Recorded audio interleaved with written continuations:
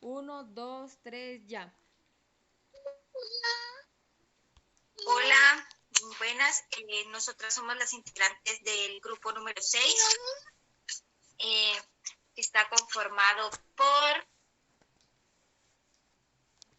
Laura Natalia Pinto, Julie Ramírez, Yulisa Borges y Andrea Sepúlveda.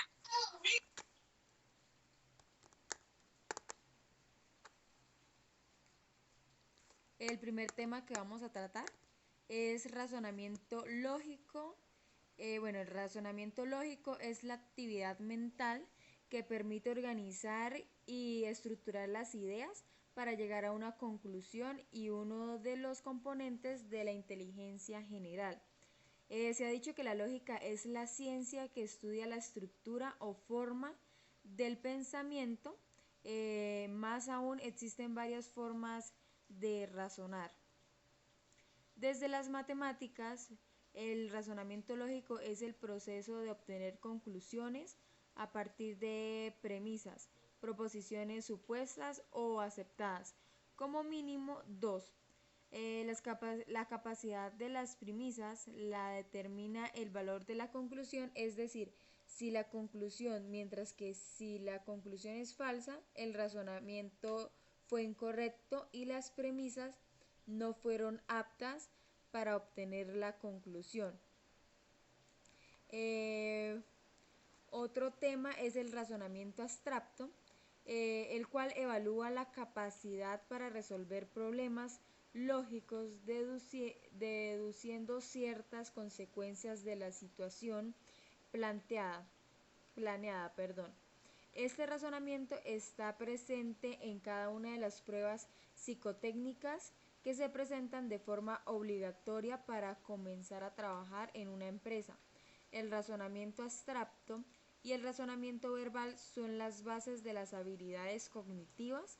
Los ejercicios que fortalecen el razonamiento abstracto son los que se deben completar una serie, ya sea en números, gráficos, letras o figuras. Un ejemplo de razonamiento abstracto, como pueden ver en la diapositiva, hay unos cuadros. En esta serie podemos observar cómo un cuadrado va aumentando de tamaño. De las cuatro opciones de respuesta, solo una continúa la lógica. La lógica, respetando el tamaño. En este caso sería la respuesta del número 3, la cual es la más acorde a la secuencia del tamaño.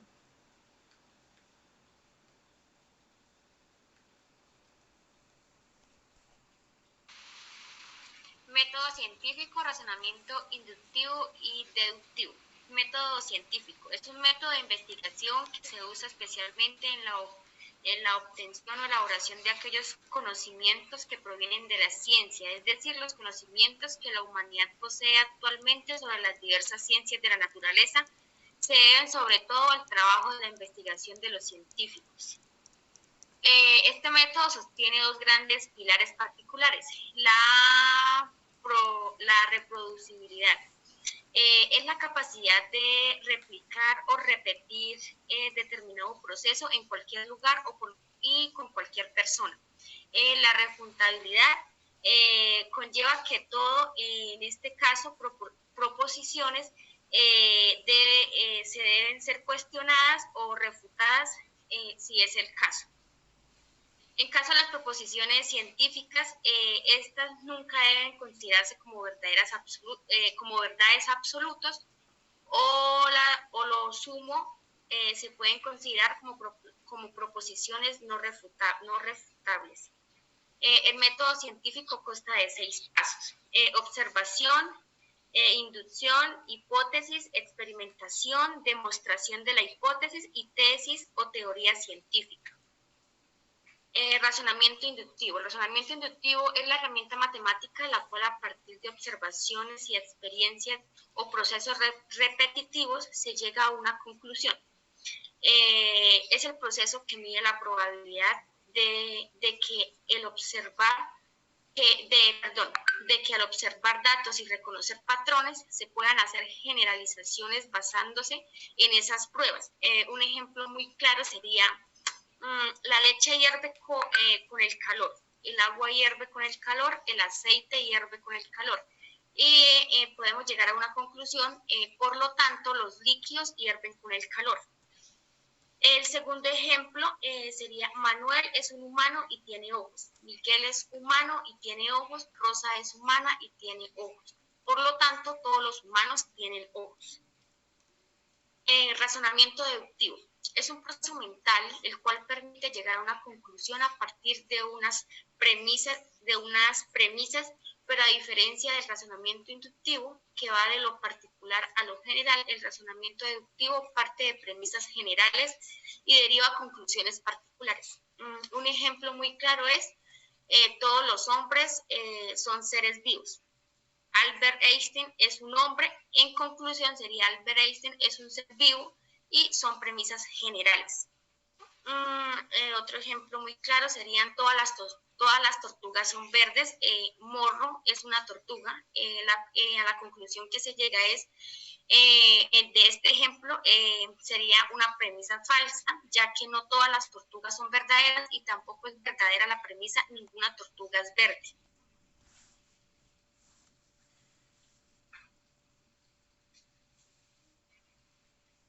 Silogismos categóricos. Esta es una forma de razonamiento deductiva que consta de tres proposiciones. Las dos primeras son premisas y la tercera es la conclusión, que se deduce de las premisas anteriores.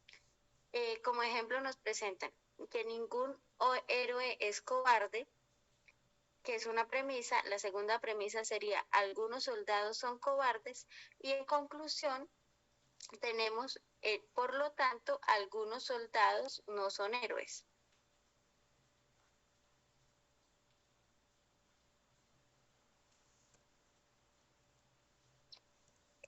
Para identificar un silogismo categórico se realiza primero una pregunta: ¿es un silogismo? Si la respuesta es sí, entonces procedemos a hacer la segunda pregunta: si es un silogismo categórico.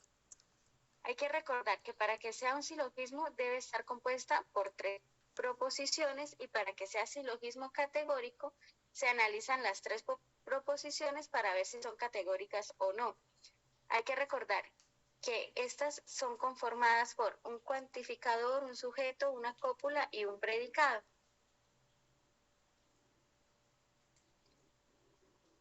La forma estándar de un silogismo. Las premisas y las conclusiones son proposiciones categóricas que conservan su orden. La premisa mayor se enuncia primero, luego la premisa menor y finalmente la conclusión. La conclusión es un silogismo de forma estándar, es una proposición que tiene dos de los tres términos del silogismo.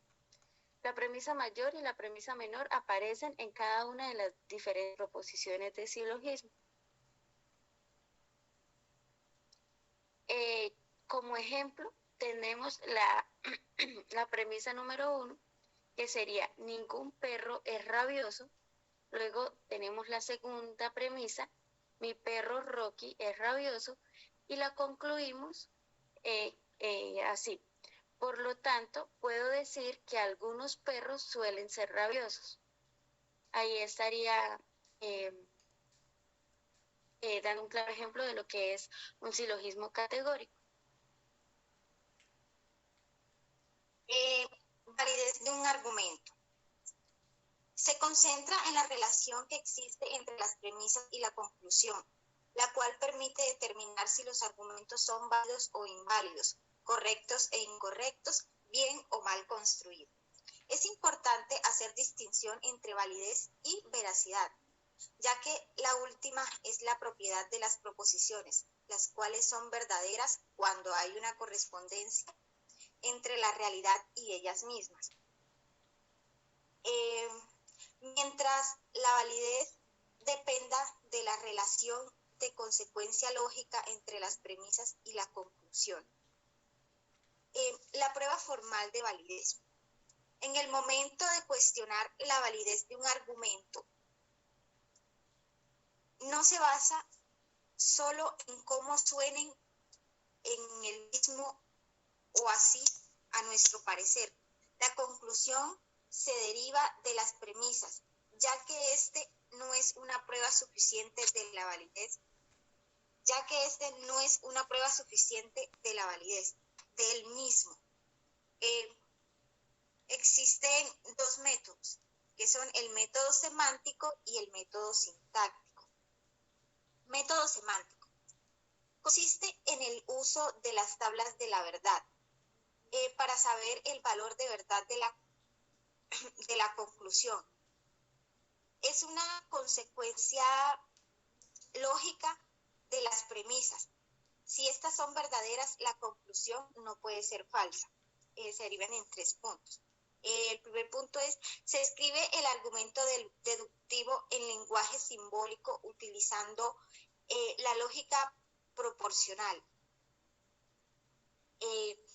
La 2 es, se hace una tabla de verdad para esas proposiciones para así determinar el valor de verdad del argumento deductivo.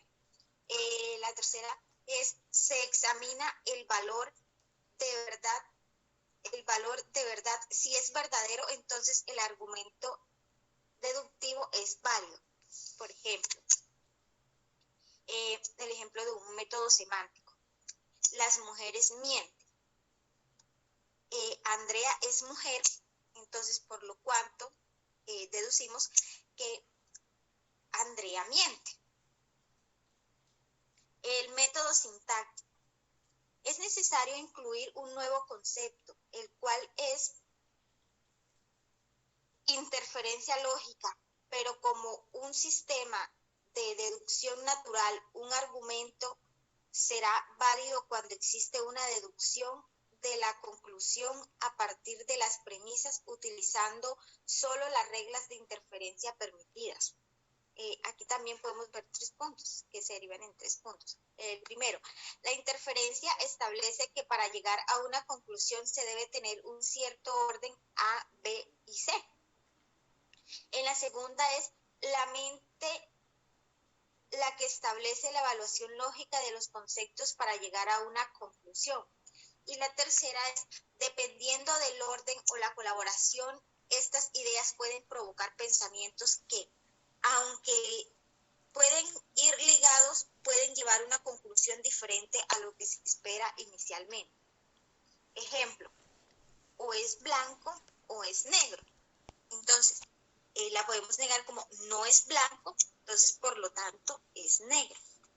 Y por último tenemos las reglas de interferencia. Son una forma lógica que a través de una función que forma premisas, analizando su síntesis y devuelve una conclusión o varias. Muchísimas gracias. Esta ha sido toda nuestra presentación.